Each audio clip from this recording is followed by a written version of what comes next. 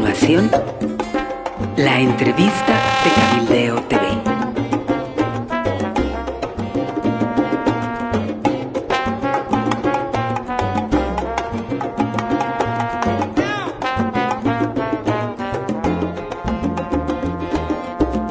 Queda con ustedes Amalia Pando. Hola amigos de Cabildeo, bienvenidos a Cabildeo TV. Hoy tenemos como invitado al señor ministro de Economía, José Luis Parada. Qué gusto tenerlo acá en el programa. Amalia, un gusto estar con toda esta tu audiencia. ¿Qué le gusta más de ser ministro?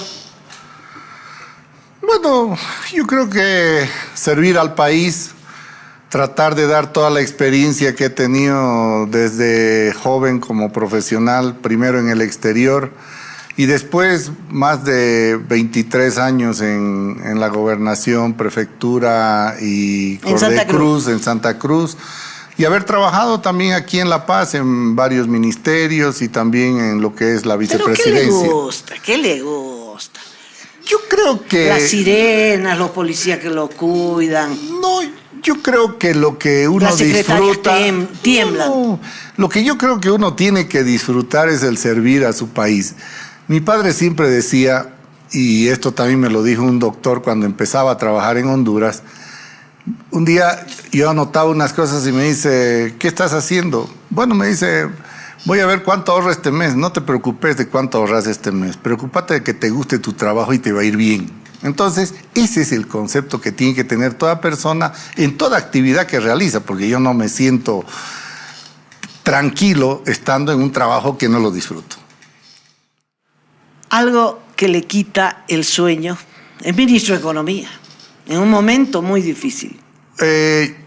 Lo que me quita el sueño es tener que depender de situaciones internacionales que salen del control de lo que es la propia economía del país. Hicimos 14 años que tuvimos un 5.5 veces más ingreso, aumentamos la deuda, hubo una condonación, hemos podido estar mucho mejor y las circunstancias internacionales que tenemos en este momento son muy distintas. Y lo ideal acá es, me quita el sueño no poder seguir manteniendo lo que tenemos 35 años, crecimiento y sobre todo un crecimiento que se da a pesar del cambio de 8 veces el gobierno. Es decir, y teme que no haya crecimiento. Yo creo que no, vamos a seguir creciendo, no en la proporción que hubiéramos querido antes, porque fíjese usted que con 5.5 veces más dinero, el crecimiento fue mínimo con relación a los otros gobiernos. Eso fue por el despilfarro y el gasto de plata que hubo. Lo preocupante ahora es que el país se ha retrasado 14 años a todo lo que es el desarrollo económico internacional, el desarrollo tecnológico. Cuando usted piensa que 3 empresas generan un excedente, por ejemplo, Apple, Google y Amazon, tienen el Producto Interno Bruto de 80 países.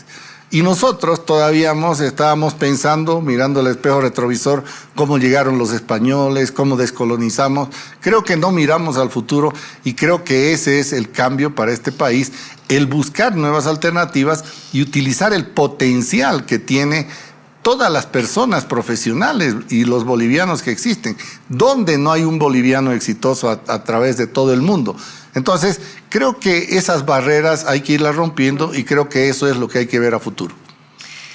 Su antecesor, ahora candidato, Arce Catacora, utilizó la reserva monetaria que ha venido cayendo. Visto el último dato, 6.000, poquito más de 6.500 millones de dólares, pero hace poquito estábamos en 10.000. Bueno, utilizó la reserva monetaria y no se sintió la crisis. Esa fue la fórmula. Endeudamiento y la utilización de la reserva monetaria. ¿Cuál es la fórmula suya? A ver, lo primero es cambiar los conceptos de lo que es la inversión. No puede ser que no podamos nosotros tener estudios a diseño final de impacto económico, financiero, como manda la ley.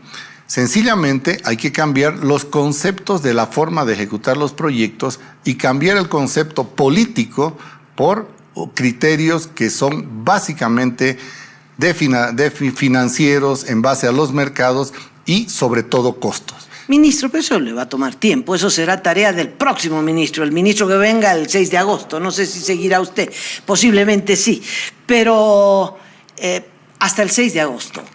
¿Qué va a hacer para...? Los ingresos del gobierno están cayendo. ¿Y qué? ¿Echa mano, seguirá echando mano a la Reserva Monetaria? Amalia, lo que hemos hecho primero, después de 10 años de bonanza y 5 años de caída de ingresos, y usted tiene razón, las reservas se cayeron de 15.400 millones de dólares, estamos en 6.500, se utilizaron esas reservas en megaproyectos de dudosa rentabilidad. Entonces, lo que se ha hecho es frenar el déficit fiscal, que al 31 de octubre, en 10 meses, estaba en 5%, lo bajamos a 2% y está en 7.2%. Si la tendencia ¿Cómo hizo eso? Sencillamente dejar de gastar y despilfarrar los recursos, analizar los proyectos y reorientar. Hemos apretado en varios sectores, sobre todo en los gastos superfluos. Habían muchos proyectos, por ejemplo, en los cuales se determinaba de que era de beneficio colectivo y que venía con crédito externo, con financiamiento. Esos proyectos se los cargaron al Tesoro General de la Nación en los momentos en que caían los ingresos por una decisión política. Y han habido unos 3 o 4 proyectos. Esos proyectos se los está revisando y también hemos parado todos los gastos que habían, sobre todo de actividad política. En el presupuesto 2020 teníamos en 10 ministerios pagos de viáticos, gastos de viaje, alimentación para no servidores públicos. O sea, quiere decir que iba a seguir la farándula política en todo lo que se refiere. O sea, hizo esos cortes, tijera. Y básicamente ahí bajamos el presupuesto, el déficit en más o menos 2 puntos. Estamos hablando de unos 700 millones de dólares. ¿Cómo sube los ingresos? En este momento, nosotros no tenemos los problemas que podríamos tener si nivelamos, reduciendo gasto y aumentando los ingresos. ¿Cómo pueden subir los ingresos? No podía seguir encerrado usted en una economía con cupos de exportación. Si usted tiene, por ejemplo, el sector de la soya, donde el 20% le cubre toda la demanda interna, no puede ponerle al 80% al excedente cupo de exportación. Se está liberando la economía. Ahí ha habido una rebaja también del año pasado en unos 1.200 millones de dólares el tema del déficit comercial. Porque hay 3 variables que hay que tener en cuenta: déficit fiscal, déficit comercial y la subida de lo que es el tema del subsidio de los hidrocarburos. Ahí lo que se ha hecho simplemente es regularizar los pagos que habían, porque nos dejaron deudas entre enero y octubre de más de 1.500 millones. ¿De la importación de hidrocarburos? Sí, del tema, más que todo del diésel. Porque ahí lo que tenemos que ver es que el etanol, que en este momento está funcionando, también puede ayudarnos a bajar el tema de la subvención. Y en energía sí hicieron varias inversiones, gastos, donde tenemos el doble hay un excedente de casi el doble en energía. O sea, quiere decir que tenemos energía por demás, pero no hay mercados porque no se preocuparon. Era simplemente invertir o gastar y no había mercado. Ahí sí podemos tener una beta en la cual usted puede utilizar todo ese excedente de energía para lo que es un transporte público o vehículos eléctricos. Entonces, ahí sí se nos viene abajo todo el tema del subsidio que estamos pagando por los fósiles. Pero, ¿cómo campea el temporal hasta agosto próximo? Es que esos proyectos, yo creo, la utilización de la energía puede ser casi de inmediato. Primero, comenzar a fijar todos los parámetros. Pero eso no le genera, perdone que le interrumpa, no le genera ingreso. Pero al reducir los gastos usted va equilibrando. Vamos a tener que utilizar algún recurso también interno de crédito para suplir sobre todo el pago de las contrapartes e inversiones. Hay un paquete completo también de la cooperación en el tema de carreteras. Tenemos también el tema de educación, en varios sectores, cooperación, por ejemplo, de los italianos, que tenemos 85 millones. Entonces, hay un stock que tenemos que comenzar a utilizar y darle otro tipo de uso. ese stock de recursos es que decir, tenemos ingresos que vienen del exterior y que pueden fortalecer la economía. Claro, lógicamente tienen que fortalecer. Y estamos en esos proyectos que tenían un corte estrictamente político, se los está cortando o se los está reformulando. ¿No le preocupa que a propósito de ingresos, la lucha contra el narcotráfico tenga un impacto económico negativo? Porque, bueno, los narcos ingresan una cantidad impresionante de dinero no calculado, pero todos sabemos que hay un colchón económico y de divisas en el país. Y una lucha frontal que el gobierno la está dando, ¿tendrá impacto en la economía? El sector informal es casi un 70%. Ese 70% muchas veces tampoco se beneficia de un aumento salarial. La economía sí funciona y es un dato alto que hay. Del tema de narcotráfico, nadie se anima a dar un dato lo mismo que del contrabando. Eso se va a tener que ir regularizando, pero si usted equilibra el ingreso de recursos externos más lo que corresponde a una reducción de gasto y hace eficiente la inversión, usted puede tender a entregarle al nuevo gobierno toda una política estabilizada para proyectar otro tipo de proyectos, por ejemplo, el tema de la energía, sobre todo el tema de los hidrocarburos, porque lastimosamente tampoco se hizo mucha inversión en el tema de hidrocarburos. Ahí hay un potencial muy grande que tiene el país. Y además hay un recurso en este momento que es en los recursos naturales, el tema agropecuario, que se está abriendo el tema de la China. Entonces, ¿qué ha hecho el gobierno? Primero, consolidar la relación con China en todo lo que son los programas y proyectos, no reducir, peleado. No, de ninguna manera. Bolivia tiene que trabajar en el comercio internacional con todo el mundo y ahora con Estados Unidos también. Son los dos mercados más grandes. El país es el único en el área agropecuaria que tiene un potencial productivo de expansión. En este momento tenemos explotando entre el 35 al 40% del potencial productivo agropecuario. Podemos entrar en productos orgánicos, pero también hay que ir cambiando algunas reglas del juego. Por ejemplo, Ministro, los transgénicos. Eso es mediano plazo. Y transgénicos se abrirá una polémica muy grande. Pero hasta agosto, dígame, ¿cómo va a capear el temporal? O no es tan grave, o no hay temporal. No. El temporal nos los han dejado, pero creemos nosotros que hay mecanismos para poder ir solucionando con esta liberación. El desastre que han dejado los del anterior gobierno, ahí lo conoce el ministro Arce Catacora, porque son 6 años de déficit fiscal, 5 años de déficit comercial y en el tema de la subvención aproximadamente $600 millones por año, que eso sí hay los mecanismos para poder financiar. Por lo tanto, no vemos problemas de llegar hasta agosto y posteriormente, viendo el escenario internacional, que en este momento ya se están haciendo los análisis con el Banco Central, con el Ministerio, el tema del coronavirus, cómo nos va a afectar este tema, porque ve usted que el tema de turismo ya se está viendo afectado a nivel internacional. Entonces se están midiendo en este momento cuál puede ser el impacto, pero por el momento no tenemos problemas para mantener la estabilidad y crecimiento que lo tenemos 35 años desde 1985. Lo único criticable desde todo punto de vista es que teniendo casi 6 veces más plata, el crecimiento haya sido mínimo en los 14 años anteriores y Bolivia perdió esa gran oportunidad. Ministro, la COP pide 10% de incremento, ¿sí o no? No nos ha llegado todavía el pliego petitorio, seguramente van a estar me imagino que por ahí he escuchado algunas declaraciones. ¿Le parece razonable? Mire, hay 2 aspectos que hay que considerar acá. Yo diría 3. ¿Qué es lo que más le afecta a usted en la familia? Primero, el alimento. El alimento está garantizado. Bolivia garantiza el 70 al 80% de los alimentos generados en el país en las condiciones actuales. Pero incremento salarial.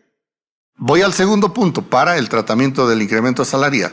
El segundo punto es el transporte. Hay la subvención, por lo tanto el transporte también. Las familias gastan más de 60% en lo que es alimento y transporte del nivel medio para abajo. Ahí también estamos dando una solución al tema de la salud. 51% de la población no tenía cobertura financiera para salud. estamos haciendo un eje ordenador presupuestario y de servicio en el Seguro Único de Salud. Pensamos que todos esos trabajadores que no tenían acceso van a tener acceso ahora a esos servicios. Usted me está diciendo que no es necesario subir los salarios porque tendrá estas otras variables, llamémosle congeladas. No digo que no va a subir, seguramente en las negociaciones que tengamos, pero lo que está haciendo el gobierno es mantener una estabilidad en las variables principales, que son alimento, transporte, salud. Lo demás, el tema de educación, que también está solucionado por el tema de los colegios, inclusive habían algunas escuelas y colegios que los padres pagaban el tema de la educación. Ese concepto también. Tenemos un ministro de lujo, ahí Víctor Hugo Cárdenas, con toda una experiencia que puede ir solucionando Ministro, este tema.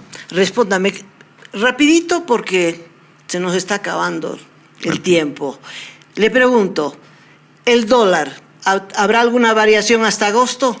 No va a haber ninguna variación. No. ¿En el precio del pan? No, tampoco. Todo se va a mantener. Se están tomando todos los recaudos y sobre ¿Gasolina? todo los recursos. Tampoco, no hay para qué. No. En este momento, con el tema del etanol y también yacimientos petrolíferos fiscales bolivianos, que por primera vez tiene un ingeniero petrolero en 14 años atendiendo el tema, está tomando las medidas para ver cómo reduce estos montos y facilita el tema del combustible. Por lo tanto, no va a haber ninguna variación y los famosos bonos... ¿Ni en mi sueldo? No, tampoco. No, en su sueldo posiblemente hay un aumento. Ahí hay que verlo con su dueño, a ver del programa, a ver si le aumenta o no le aumenta. Pero creo, lo que pasa, Amalia, que hay que considerar algo que está sucediendo no solo aquí en Bolivia, en Latinoamérica y en el mundo. Las demandas sociales están rebasando la capacidad de los estados. Fíjese Chile, un aumento de 4% en el subte y están cambiando la constitución. Argentina ha dejado de pagar 1.700 millones de su deuda. O sea, ha entrado en mora, está renegociando todo. No digamos Venezuela, que ya eso solucionó el tema económico, despachando 4 millones de venezolanos a cualquier otro país, con lo cual el Ecuador también tiene problemas. Bolivia está manteniendo esa estabilidad y esperamos nosotros que no va a haber problemas siempre y cuando estas demandas las podamos canalizar e ir solucionando como debe ser, hablando, negociando y estableciendo políticas de Estado de corto, mediano y largo plazo y liberar un tema de la economía, porque ¿qué estamos viendo en este momento? Si nos vamos encerrando como se encerraron en el tema de la economía, estar con cupos de exportación, haciendo proyectos que no tienen ninguna rentabilidad, lógicamente el problema hubiera sido mayor. Creo que se ha frenado a tiempo. Hay 3 variables.